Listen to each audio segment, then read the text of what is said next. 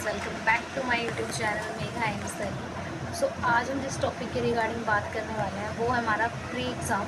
ठीक है कि प्री एग्ज़ाम क्योंकि बहुत ज़्यादा पास आ चुका है, तो मुझे लगता है कि ये थोड़ी सी इन्फॉर्मेशन देना थोड़ा सा ज़रूरी है। जो बच्चे नए हैं, जिनको कुछ भी नहीं पता है प्री एग्ज़ाम के बारे में, क्या पैटर्न है, कितने क्वेश्चन हमें अटैम्प्ट करने चाहिए, जो मुझे लगता है मैं आपके साथ वो शेयर करूँगी because I also have experience about the NORCET exam. So मैं वो सब आपको अपना शेयर करने वाली हूँ और क्या पैटर्न है वो आपको बताने वाली हूँ। तो I hope you will see the video till and. और क्योंकि देखो, गाइडेंस होना ना बहुत ज़्यादा ज़रूरी है। मेरे पास तो उतनी नहीं थी जब मैं अपने टाइम पर थी, क्योंकि किसी इंसान की गाइडेंस रहती है ना तो आपके माइंड में क्लैरिटी रहती है क्या चीज़ कैसे करनी है। आपको एक पूरा ऑलरेडी मतलब आपके दिमाग में एक व्यू रहता है। ठीक है, सो लेट्स स्टार्ट। तो सबसे पहले आपको प्री एग्ज़ाम के पैटर्न के बारे में पता होना चाहिए। तो प्री एग्ज़ाम का पैटर्न क्या रहता है वो मैं बताती हूँ। तो सबसे पहले हमारे टोटल होते हैं 100 क्वेश्चन, जो कि ये जो 100 क्वेश्चन होते हैं और टोटल टाइम ड्यूरेशन जो हमें मिलती है वो मिलता है हमें 1.5 घंटा।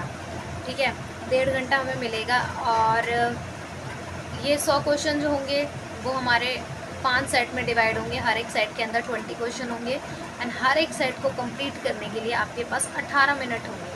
और ये जो सेट जब आप करोगे तो काफ़ी बच्चों को ये पता ही नहीं होता कि अगर एक बार एक सेट ओपन हो गया और दूसरा खुल गया उसके बाद, तो आप पिछले वाले सेट पे नहीं जा सकते। तब मतलब बच्चे ऐसा सोचते हैं कि उन्होंने किया, पहला सेट किया, वो सोचते हैं कि अभी ये क्वेश्चन नहीं करते हैं, बाद में करेंगे। आके वो दूसरे सेट पे दूसरा सेट खुल जाता है 18 मिनट के बाद, और फिर आप दूसरे सेट पे पहुंच जाते हो। फिर आप सोचते हो कि चलो पीछे जाके देखते हैं वो क्वेश्चन। तो आप पीछे नहीं जा सकते। अपने दिमाग में ये चीज़ डाल लेना, जो 18 मिनट हैं वो उसी टाइम पर आपको अपना वो जो है कंप्लीट करना है।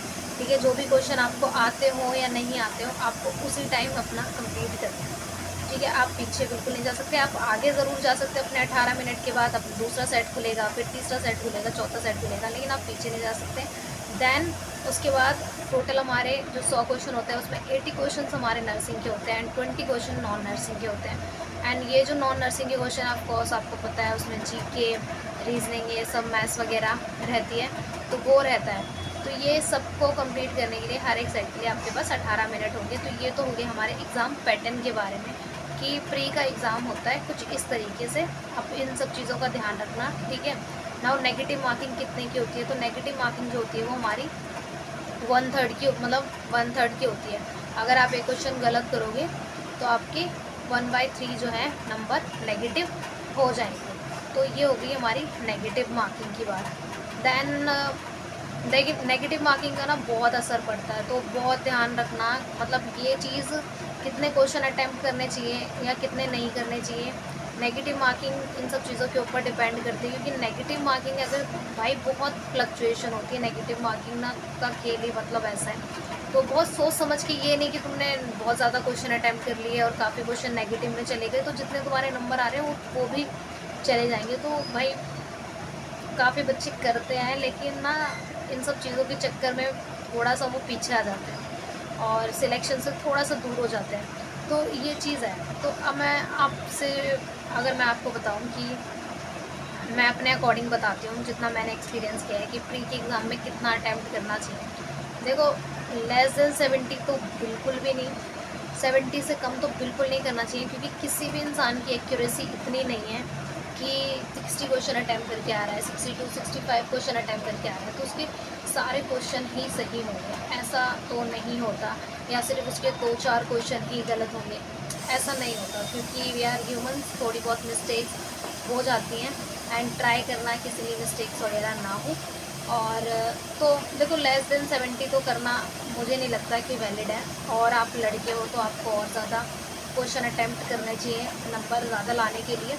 तो मतलब एटलीस्ट ये मान के चलो, जो मुझे ऐसे प्रेफरेबल लगता है कि 70 से ऊपर ही होने चाहिए, 70-75 से ऊपर ही होने चाहिए।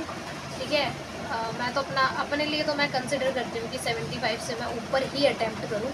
तो 70 से कम मत करना, 70 से ऊपर ही रखने और कोशिश करना 75 से ऊपर हो, 75 से ऊपर हो। क्योंकि यार देखो, जब तुम 75 क्वेश्चन करोगे तो हो सकता है तुम्हारे 10-11 क्वेश्चन उसमें से गलत भी चले जाए।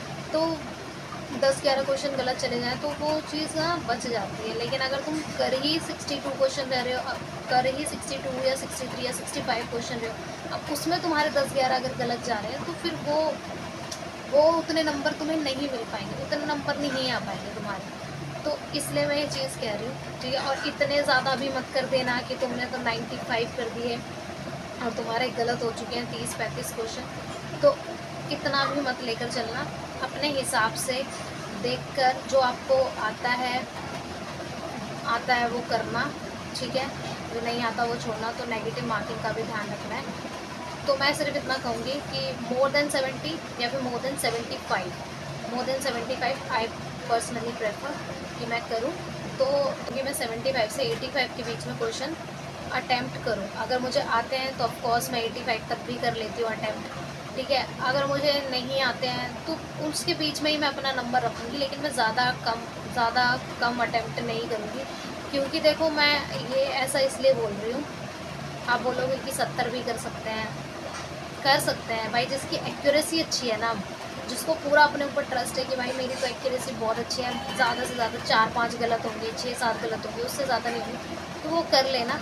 लेकिन मैक्सिमम बच्चों के साथ ऐसा नहीं होता, तो मैं उन्हीं के लिए ये बात कर रही हूँ। मैं ऐसा इसलिए कह रही हूँ, ये भी सुन लो, क्योंकि जब मैंने अपना प्री का एग्ज़ाम दिया था ना, तो प्री का एग्ज़ाम मेरा हमेशा अच्छा गया, ठीक है। मेरे पहले भी मैंने I think more than 85 plus ही किए थे अपने, जब मैंने पहली बार प्री का एग्ज़ाम दिया था। और अभी भी मैंने जब दिया था तो 85-86 ऐसे मैंने अटैम्प्ट किए थे। मैं ऐसे इसलिए नहीं कह रही कि क्योंकि मैंने अटैम्प्ट किए इतने तो आप भी इतने अटैम्प्ट करना, ऐसा कुछ नहीं है।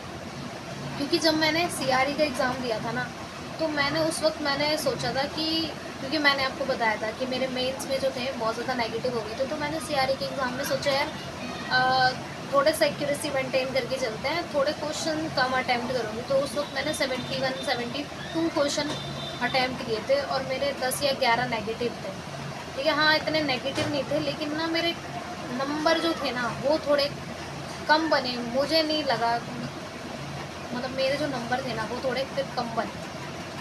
मुझे लगा कि अगर शायद मैं थोड़ा और ज़्यादा अटैम्प्ट करती, क्योंकि मैंने ना पूरा एग्ज़ाम का पैटर्न एनालाइज़ किया, बच्चों के नंबर देखे, बच्चों की रैंक देखी और अपने से कंपेयर किया मैंने और देखा, तो मुझे रियलाइज़ हुआ कि शायद अगर मैं थोड़ा और ज़्यादा अटैम्प्ट करती, अब आप कुछ भी बोलो कि वो तो सब कह सकते हैं कि हाँ अगर मैं ज़्यादा अटैम्प्ट करती होता वो, लेकिन भाई देखो, सब अपनी गलतियों से सीखते हैं। मुझे लगा कि हाँ मैंने कम अटैम्प्ट किए थे, अगर मैं ज़्यादा करती तो शायद मेरे मेरा मतलब थोड़ी अच्छी रैंक आ जाती।